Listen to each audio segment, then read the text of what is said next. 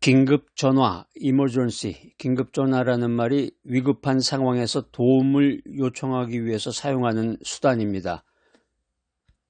한국도 이제 사회가 다양화되면서 긴급전화 번호가 아주 다양한 번호들이 많이 있네요. 미아 가출 신고가 있고 보이스피싱, 금융 관련 피해 신고, 응급의료, 약국 안내, 재난구조, 국민연금 상담, 긴급, 여성 긴급전화, 정신건강 상담 여러 가지가 있습니다. 예전에는 그 119, 112가 있었잖아요. 112, 119, 114도 있었고. 그런데 이제 112라는 게 이제 없어진다고 그래요. 112가 경찰 신고 전용 번호였는데 112를 걸면은 자동으로 119로 연결이 되고 통합이 돼서 112 번호는 이제 순차적으로 없어진다고 합니다. 미국 같은 경우가 이제 위기 순간에 이제 911 그 번호를 누르게 되는데 아마 이제 미국식 시스템을 따라 가지고 긴급전화 번호가 이제 이렇게 통합이 되는 것 같습니다. 우리가 믿음 생활하다 보면 우리의 영혼도 인생의 위기 앞에서 긴급전화가 필요합니다. 다윗은 인생의 고난 속에서 하나님께 긴급전화를 걸었습니다. 시편 70편 1절 말씀입니다. 하나님이여 속히 나를 건지소서, 여호와여 속히 나를 도우소서. 오늘 시편 70편 1절 말씀 보니까 굉장히 문학적인 표현입니다. 점진적이면서 반복적인 문어체를 쓰고 있는데 속히 나를 건지소서, 또 두 번째는 속히 나를 도우소서. 영혼의 긴급전화입니다. 우리가 낙심하고 두려울 때 하나님은 우리가 부르는 소리를 듣고 우리의 긴급전화를 들으시고 바로 응답을 하십니다. 코리 푼뎀은 이런 말을 남겼습니다. 기도는 첫 번째 선택이 되어야지 최후의 수단이 되어서는 안 된다. 이 말은 우리가 인생의 위기에서 기도에 의존하는 습관을 길러야 한다는 의미입니다. 우리 인생에서 위기를 맞게 되면 이런 일 저런 일 이런 방법 저런 방법 다 써보다가 되다가 마지막에 가서 기도하게 되잖아요. 위기의 상황 속에서 또 위기뿐만이 아니라 우리가 평상시 평범한 인생을 살아갈 때에도 하나님께 부르짖고 도움을 구하는 것이 중요하다. 이렇게 성경은 우리들에게 교훈하고 있습니다. 인생살이가 문제의 연속이고 고난의 연속입니다. 크고 작은 고난들이 연속적으로 다가옵니다. 오늘 이쪽을 틀어막으면 또 내일 저기가 터지고 또 터지고 또 터지고 문제 생기고 건강에 위기가 오고 재정의 어려움이 닥쳐오고 인간관계에 갈등이 오고 영적인 침체가 오고 잠시도 쉴 날이 없습니다. 인생의 문제들은 때로는 감당할 수 없는 무게로 우리들에게 다가옵니다. 그러나 하나님은 우리가 부르짖을 때 속히 응답하시고 도와주십니다. 오늘 바이블 메시지를 통해서 하나님의 긴급전화에 응답하시는 은혜를 경험하기를 소망합니다. 오늘 첫 번째 바이블 메시지, 두려움에 빠졌을 때 하나님께 긴급전화를 걸어라. 올해 47세에 김진수 집사님이 있습니다. 가명입니다. 안수 집사님이신데 대구 은혜교회에서 봉사하시고 주차관리팀에서 섬기고 있습니다. 교회에서 이제 주차봉사라는 게 이제 새로 생겼죠. 예전에는 그런 게 없었어요. 60년대, 70년대, 80년대, 90년대 초까지만 해도 사람들이 차를 보통 대중교통을 이용하거나 아니면 이제 되게 집 근처에 있는 교회를 다니게 됐는데 이제 사회가 복잡해지고 문명이 발달되면서 큰 대형 교회들이 세워지게 되고 또 사람들이 자가용을 이용하게 되고 그러면서 자기 집 근처에 있는 교회가 아니라 멀리 차를 타고서 이동해가지고 교회를 가면서 이제 이 주차 관리라는 게 생긴 거죠. 주차를 해야 되는구나. 그 주차봉사라는 팀이 생기게 되고 주차봉사가 이제 어떻게 보면 몸으로 때우는 건데 이게 되게 보면 이제 교회에 나오신 지 얼마 안 됐는데 교회를 위해서 이제 봉사하고 싶은 분들이 이제 주차봉사를 하시거나 아니면 이제 교회에 다니신 지는 이제 오래되셨는데 어떤 그 몸으로 헌신하면서 다른 사람들에게 이제 모범이 되는 그런 걸 보이는 사람들, 그런 분들이 이제 주차 관리를 주로 이제 하시는데 예전에 이제 서울의 압구정동의 소망교회 그 이명박 대통령이 그 주차 봉사 한 걸로 이제 유명하죠. 김진수 안수 집사님은 건설회사의 이제 현장 소장으로 일하고 있었는데 아주 성실하고 책임감이 강한 사람으로 이제 알려져 있습니다. 그런데 최근에 그 회사의 대규모 구조조정으로 인해서 실직의 위험을 받게 되었습니다. 올해 나이가 이제 47세인데 아이들이 지금 이제 하이틴, 한참 공부하는 사춘기, 그리고 이제 돈이 많이 들어갈 때입니다. 요즘은 아이들이 이제 머리가 좋고 뭐 공부 잘하는 게 중요한 게 아니라 학원을 다녀야 됩니다. 요즘은 이제 애들이 다 학원을 다니는데 영어 학원, 또 뭐 수학 학원, 또 뭐 국어 학원도 다니고 뭐 기타 다른 거 여러 가지 이렇게 학원을 다니는데 그 학원비가 뭐 말도 못하게 들어간다 그래요. 학원비가 최소 30만 원에서 뭐 100만 원 이상이 간다 그러는데 뭐 50만 원씩만 따져도 영어 수학 뭐 이렇게 한 두세 개 하면은 벌써 100만 원이 넘잖아요. 100에서 200만 원이 한 아이한테 들어가는데 아이가 2명이면은 벌써 3,400만 원 이상이 들어가는데, 그러니까 지금 한국 살면서 아이들 키운다는 게 참 쉽지 않은 일입니다. 그래서 아마 아이들 출산이 이제 줄어드는 이유가 여러 가지가 있는데 그 중에 하나도 이제 그런 요인이 있지 않을까 이렇게 생각이 듭니다. 우리 여기 김진수 집사님 회사에서 이제 구조조정으로 인해 가지고 이제 파이어가 될 입장에 있습니다. 실직의 위협을 받게 되었는데 얼마나 불안하겠어요. 당장에 이제 돈을 못 받게 되니까, 월급을 못 받게 되면은 이제 가정 생활도 문제지만 아이들 이제 지원하는 문제 이런 거 여러 가지로 이제 두렵죠. 두려움에 휩싸여 가지고 밤마다 잠을 이루지 못하고 이리 뒤척 저리 뒤척 하니까 이제 같이 잠을 자던 이제 아내가 걱정을 하죠. 여보 왜 그러냐 그러면서 같이 또 일어나서 기도도 하고, 부부가 이제 결단을 내려서 새벽마다 교회에 가서 제단을 쌓으면서 새벽 제단에서 기도하면서 하나님께 부르짖고 하나님께 긴급한 기도를 했습니다. 그래서 김진수 집사님 기도 끝에 마음의 평안을 찾고 상황에 대한 하나님께 대한 믿음을 회복했습니다. 인생이라는 게 정말 어떻게 보면 내일 일을 알 수가 없어요. 그런데 이제 우리가 이제 세상 말로 세월이 약이다 그런 말이 있는데, 시간이 지나면 뭐 또 어떻게 흘러가기도 하고 나중에 보면은 10년 20년 뒤에 보면은 그 문제는 이제 이미 해결이 된 문제고 또 다른 문제가 나한테 다가오잖아요. 그렇게 생각해 보면 참 이게 아이러니구나. 그리고 특별히 젊었을 때 고난과 시련과 두려움과 어려움을 만났을 때 그 과정을 어떻게 지냈을까. 우리가 인생의 위기 속에서 두려움 속에 있을 때 하나님께 긴급 전화를 해야 됩니다. 우리가 잘 아는 이사야서 41장 10절 말씀, 41장 10절 말씀 한번 암송해 보세요. 시작. 두려워하지 말라, 내가 너와 함께함이라. 놀라지 말라, 나는 내 하나님이 됨이라.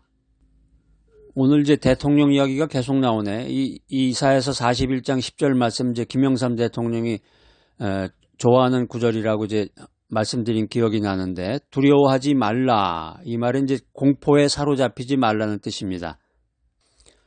하나님은 두려움 속에 있는 나에게 평안을 주시고 붙들어 주십니다. 이사야서 41장은 바벨론 포로로 인해서 두려움에 사로잡힌 이스라엘 백성들을 향한 하나님의 위로의 메시지입니다. 우리는 이제 그런가 보다, 성경책에서 바벨론 포로로 이제 이스라엘 백성들이 잡혀가나 보다 그러는데 실제 우리가 그 현장 속으로 들어가서 영화의 주인공이 됐다고 생각했을 때, 포로로 잡혀가면은 그 적국의 포로로 잡혀가고 아주 그냥 악랄하고 심성이 고약한 그 민족 바벨론의 포로로 잡혀간다는 게 상상만 해도 엄청난 두려움이죠. 전능하신 하나님께서는 오늘 두려움 가운데 있는 나에게 나는 너의 하나님이다 이렇게 말씀하시고 선언하시면서 나와의 동행을 약속하십니다. 할렐루야. 우리가 인생의 위기에 빠져서 두려울 때 사람에게 의지하지 말고 하나님께 긴급하게 기도해야 됩니다. 오늘 두 번째 바이블 메시지는 절망 가운데 있을 때 하나님께 긴급 전화를 해라. 올해 55세의 박선희 권사님이 계십니다. 가명입니다. 광주 소망이 있는 교회에서 교육부에서 섬기고 계시는데 세 자녀의 어머니이고 남편과 함께 작은 식당을 운영하고 있습니다.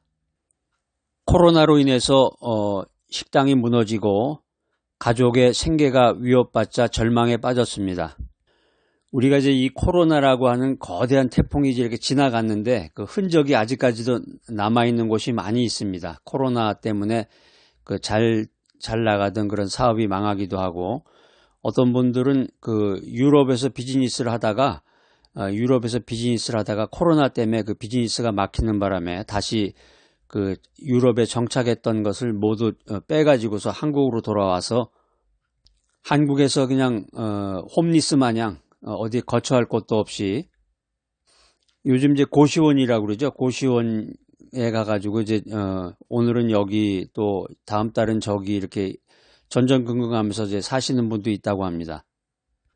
특별히 이제 코로나로 인해서 이 식당 하시던 분들, 작은 식당 하시던 분들은 아주 엄청난 타격을 이제 많이 받았을 텐데, 이제 코로나로 인해서 권사님 생계가 무너지자 절망에 빠졌는데, 계속해서 이제 새벽 예배에 참석하고 모든 예배에 참석하면서 하나님의 말씀을 듣고 기도하고 그러던 중에 시편 34편 말씀을 묵상하면서 하나님으로부터 은혜를 받게 됩니다. 권사님이 시편 34편 말씀을 묵상하면서 하나님께 간절히 부르짖었더니 하나님께서 은혜를 베푸셔서 식당에 또 예상하지 못한 손님들이 몰려오게 됐습니다. 그래서 재정적인 어려움에서 벗어날 수 있었다라는 이야기입니다. 우리가 인생의 절망 속에서도 하나님께 긴급 전화를 걸어야 합니다. 시편 34편 17절 말씀입니다. 의인이 부르짖음에 여호와께서 들으시고 그들의 모든 환난에서 건지셨도다. 아멘. 오늘 시편 34편 17절 말씀 아주 중요한 말씀이네요. 부르짖음에 들으시고 건지셨도다. 부르짖음에 히브리어로 차악한데요. 큰 소리로 외치다, 절규하다 이런 뜻입니다. 하나님은 절망의 소리를 외칠 때 즉각적으로 응답하십니다.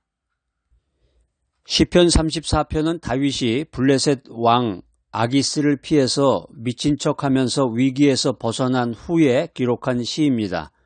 다윗은 절망의 상황에서도 하나님께 부르짖으며 구원을 경험했습니다. 우리도 절망의 순간에 하나님께 부르짖을 때 하나님의 손길이 역사하십니다. 오늘 세 번째 바이블 메시지, 죄의 무게에 짓눌릴 때 하나님께 긴급 전화를 걸어라. 올해 39세의 이성민 집사님이 있습니다. 가명입니다. 부산에 빛이 있는 교회에서 청년부 리더로 섬기고 있었는데 아주 모범적인 신앙인이었습니다. 평소에는 모범적인 신앙인으로 생활을 했었는데 인생의 위기를 맞아서 유혹에 빠져서 거짓말과 불의한 거래에 가담하게 되었습니다. 청년부 리더로 섬기면서 교회 활동을 하다 보니까 마음에 양심의 가책이 느껴져서 양심의 가책으로 인해서 괴로워하다가 결국에 가서 하나님께 회개의 기도를 드렸습니다. 금요 철야 기도에 나와서 하나님께 부르짖으며 회개의 눈물을 흘렸고 하나님은 그의 마음에 평안을 주시며 회복의 길로 인도하셨습니다. 우리가 인생 살다가 보면은 여러 가지 죄를 짓게 됩니다. 내가 이제 고의로 생각을 해서 짓는 죄도 있겠지만 무의식적으로 짓는 죄도 있고 또 유혹에 빠져서 짓는 죄도 있고 이 죄는 우리의 영혼을 무겁게 하지만 하나님은 회개하는 자를 용서하신다. 이 사실을 여러분들 믿으시기 바랍니다. 시편 116편 1절 말씀입니다. 여호와께서 나의 음성과 나의 간구를 들으심으로 내가 그를 사랑하노라. 나의 간구를 들으심으로, 여기 간구라고 하는 말이 타한눈인데요. 타한눈인데 간절한 탄원, 자비를 구하는 부르짖음 이런 뜻이 있습니다.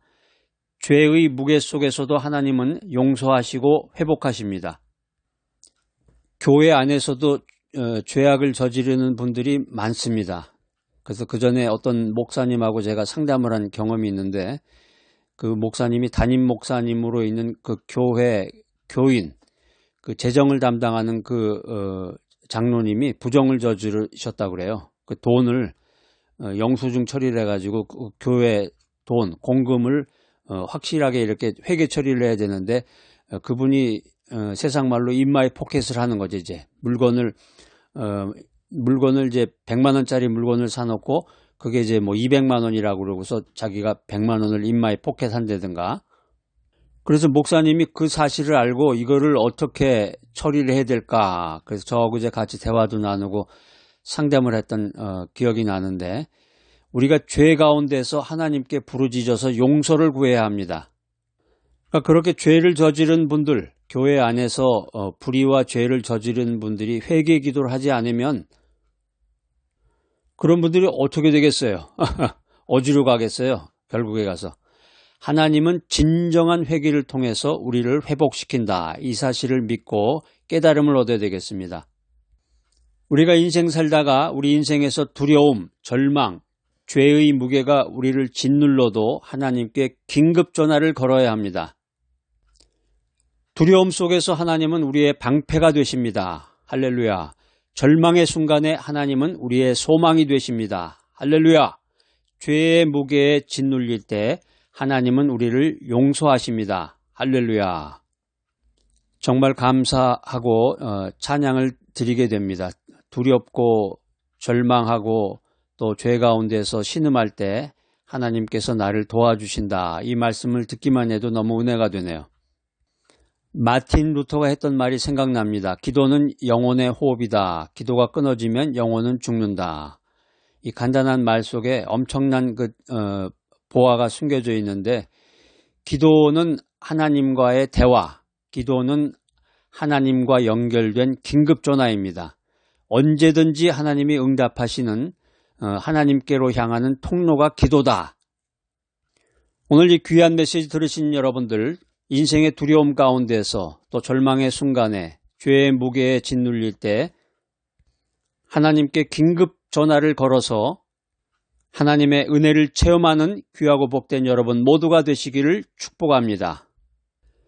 사랑이 많으신 하나님 아버지, 고난과 절망 속에서 우리의 기도를 들으시는 하나님을 찬양합니다.